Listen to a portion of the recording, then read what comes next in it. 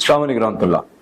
जब इंसान पर कोई जिन्नाती असर या शैतानी असर हो रहा हो या असर अंदाज होने की कोशिश हो रही हो तो उसकी कैफियत क्या होती है, ये अमूमन सवाल किया जाता है। तो सबसे पहले तो याद रखिए कि जब शैतानी असर और इस तरह का कोई जिन्नाती मामला हो रहा हो या अटैक हो रहा हो या जिन्नात शयातीन इंसान को कंट्रोल करने की कोशिश करें, तो सबसे पहले तो ये होता है कि इंसान को कंट्रोल करने के लिए उसको उस कंडीशन में लाया जाता है जिस कंडीशन से जिन जादू जिन्नात शयातीन जो हैं उसको उसके अंदर दाखिल हो सकें, उसको कंट्रोल कर सकें, उसकी कैफियत चेंज कर सकें, उस कैफियत में लाने की कोशिश करते हैं। तो उसके लिए सबसे पहले तो उनको जरूरी होता है कि ये इंसान खौफजदा हो, क्योंकि खौफजदा होगा तो उनके लिए आसानी होगी इस इंसान को ट्रैप करना, कंट्रोल करना, इस तरह का मामला। फिर इसी तरह से जो है अगर इंसान उसमें एक तो ये है कि वो खौफजदा होता है तो वो कैफियत उस कांपने लग जाता है, तबीयत खराब हो जाती है, तो वो शयातीन इसको आसानी से कंट्रोल कर सकते हैं। दूसरे नंबर पे है कि अगर इंसान वसवसों को कंट्रोल नहीं कर पाता, उसको वसवसे इतने आते हैं कि वो वसवसों के पीछे लग जाता है। अब वसवसों के जरिए शैतान भी हमला करता है, इंसान को ओवर थिंकिंग हो जाती है, वसवसे, नेगेटिव थॉट्स और इतने ज्यादा।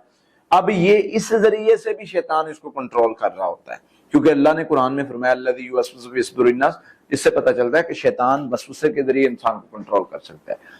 फिर इसी तरह से कैफियत होती है गुस्से की कंडीशन में भी शैतान जो है वो अनकंट्रोल करके जुनून की कैफियत में ले जाकर इंसान को कंट्रोल करता है।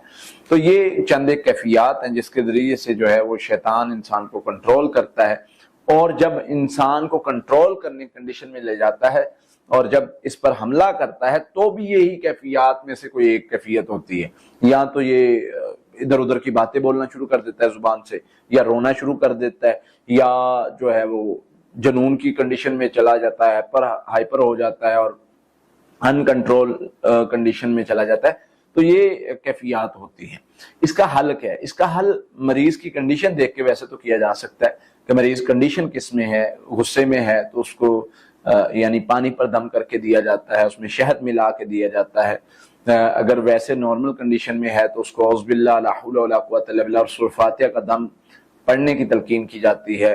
अगर इधर उधर की बातों का मसला है, अगर वो खौफजदा है तो भी औज़ुबिल्लाह पढ़ के उसको दुरूद शरीफ पढ़ के उसको रिकवर किया जाता है। तो वैसे नॉर्मल अगर मरीज के साथ इस तरह के अटैक कभी कभार होते रहते हों तो उसको हम पढ़ाई करके कहते हैं कि आप ये पढ़ाई अपनी रूटीन बनाओ, फिर इंशाल्लाह उससे उसको फायदा होता है। तो ये चंद एक चीजें हैं, इस पर अमल करें, इंशाल्लाह अल्लाह की रहमत से, अल्लाह के फजल से आप बेहतर हो जाएंगे। हिफाजती पढ़ाई अगर मरीज खुद कर ले, अगर उसको मसला कोई इस तरह का होता है, अटैक होता है, तो बहुत बेहतर है। अगर खुद नहीं कर सकता तो कोई उसको दम कर दे, इंशाल्लाह वो इस शक से निकल जाएगा।